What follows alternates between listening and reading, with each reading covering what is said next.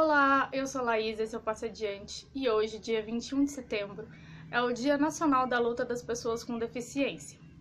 Aqui no Brasil, nós já somos mais ou menos um quarto da população brasileira, de modo que é muito importante que nossos representantes eleitos, bem como todos os outros tomadores de decisão no processo de criação, implementação e fiscalização de políticas públicas, não ignorem nossa categoria de ser humano. E hoje, eu não quero ficar dando estatísticas, nem falando de coisas que não funcionam ou fazendo uma versão poliana da vida da pessoa com deficiência, porque, me conhecem, não sou assim. Porém, eu quero dividir com vocês um pouquinho no box, aqui embaixo, na descrição, eu vou deixar a íntegra do documento, mas 10 pontos que eu considerei mais importantes de uma carta elaborada durante o primeiro Seminário Nacional de Políticas Públicas para Mulheres com Deficiência. Por que para mulheres com deficiência, Laísa? Porque, e já falei disso num vídeo específico, mulheres com deficiência estão somando preconceitos e estereótipos que acabam dificultando em muito a sua inserção no mercado de trabalho, a sua realização social, seu desenvolvimento moral, sexual, Enfim. Então eu vou dividir esses 10 pontos importantes com vocês. Aqui embaixo vai estar o documento na íntegra. E, antes de começar, por favor, dê seu like e se inscreva no canal. Bom, eu não tenho poder de memorização tão grande a ponto de falar os 10 pontos sem colar da minha colinha. E eu também não tenho um campo visual tão grande de modo que eu consiga ler sem dar uns arrancos na minha leitura. Então, eu peço desculpas aos ouvintes e vamos seguir com isso, beleza? Número 1. Incluir a transversalidade das pessoas com deficiência nas temáticas de gênero, raça, etnia, orientação sexual e saúde mental em capacitações para servidores públicos em todas as instâncias, federal, estadual e municipal. 2. Promover a realização de campanhas com foco na autoestima de meninas e mulheres com deficiência, bem como no enfrentamento a estereótipos, discriminações e preconceitos. 3.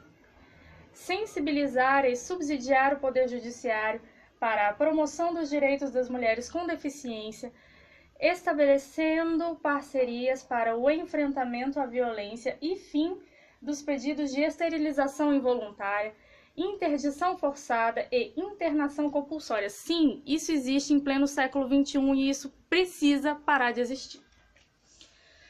Número 3.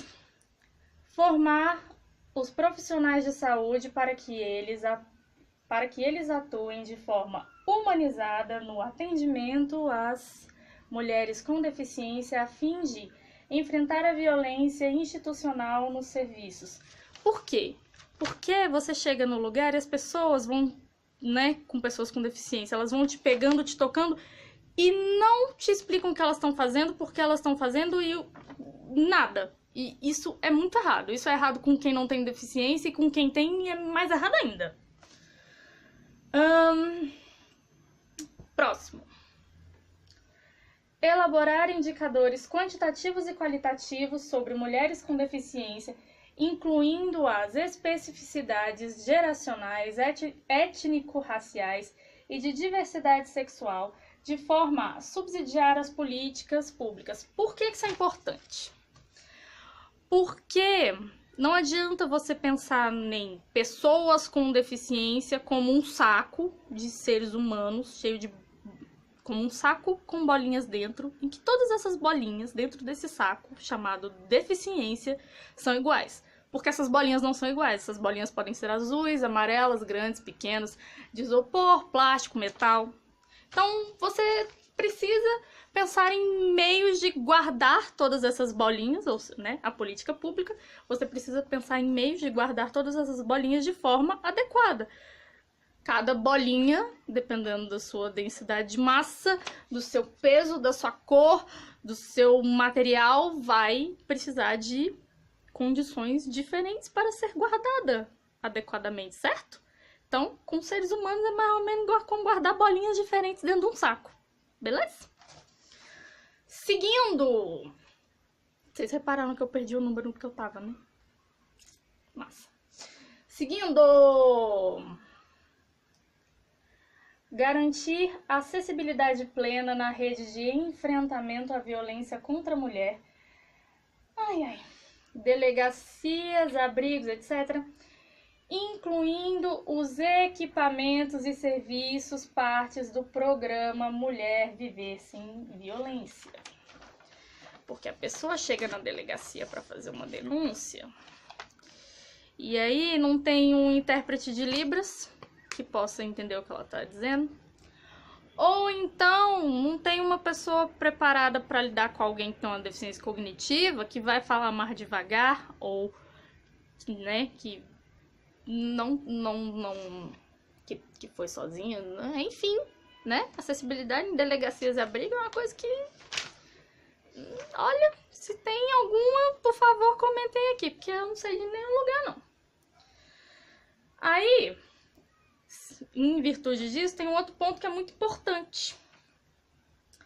Incluir no formulário de boletim de ocorrência, em casos de violência contra a mulher, o item deficiência. Porque, como já falei em vídeos passados, nós, mulheres com deficiência, sofremos mais violência do que mulheres sem deficiência, por razões quase óbvias, por motivos de nós tendemos a ter condições corpóreas que nos colocam em status de vulnerabilidade muito maior do que uma mulher sem deficiência. Não estou dizendo que mulheres sem deficiência não sofrem violência, tá? Mulheres sem deficiência e homens com e sem deficiência que estão vendo esse vídeo.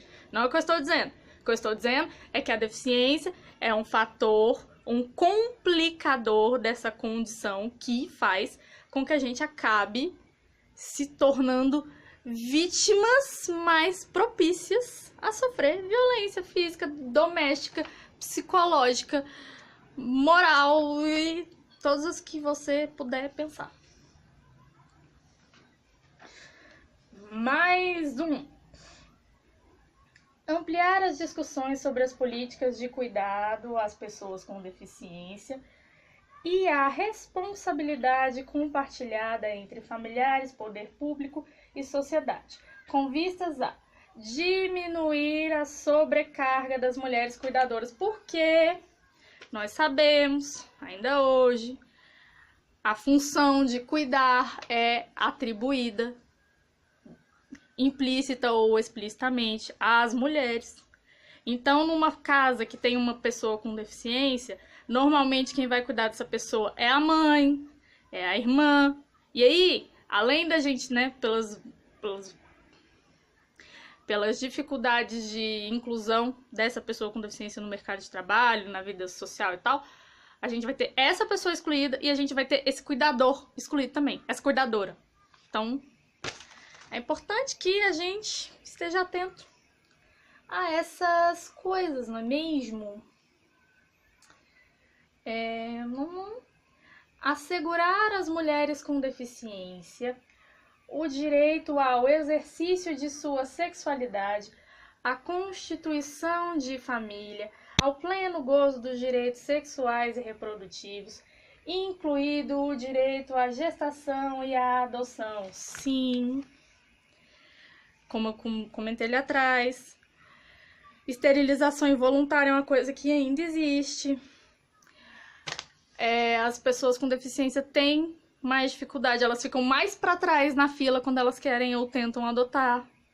E, né, olha esse negócio importante aqui.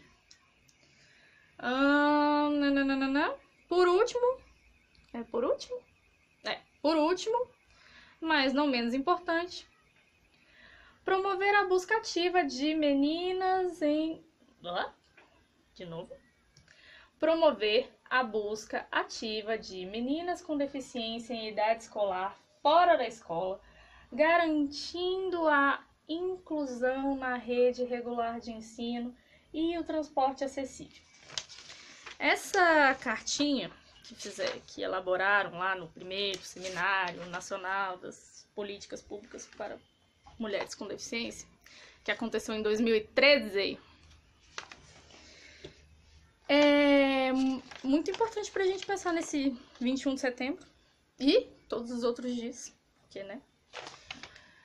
E eu achei importante dividir esses pontos com vocês. Como eu falei, aqui embaixo vão estar os 41 pontos que a carta coloca.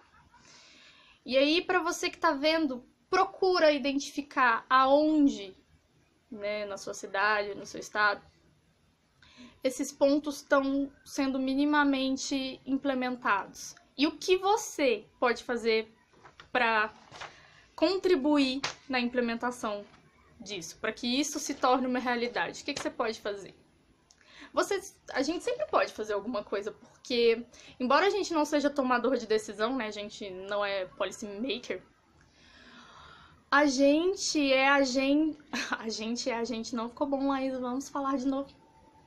A gente é capaz de modificar as coisas próximas. Então, na medida em que a gente começa a tratar uma pessoa com deficiência com mais respeito, com mais cuidado não no sentido de que essa pessoa é incapaz, mas cuidado no sentido de ter atenção às necessidades daquela pessoa.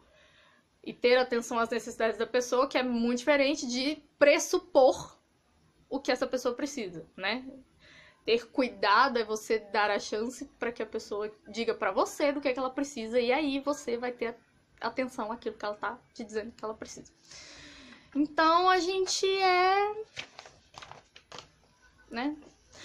Eu tô só querendo falar a gente é a gente. A gente é a gente. Então, não vou falar isso, estou me segurando. Mas, enfim, somos agentes transformadores. Por mais que a gente pense que não, por mais que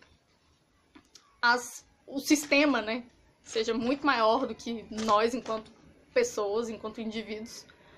Porém, as mudanças começam assim.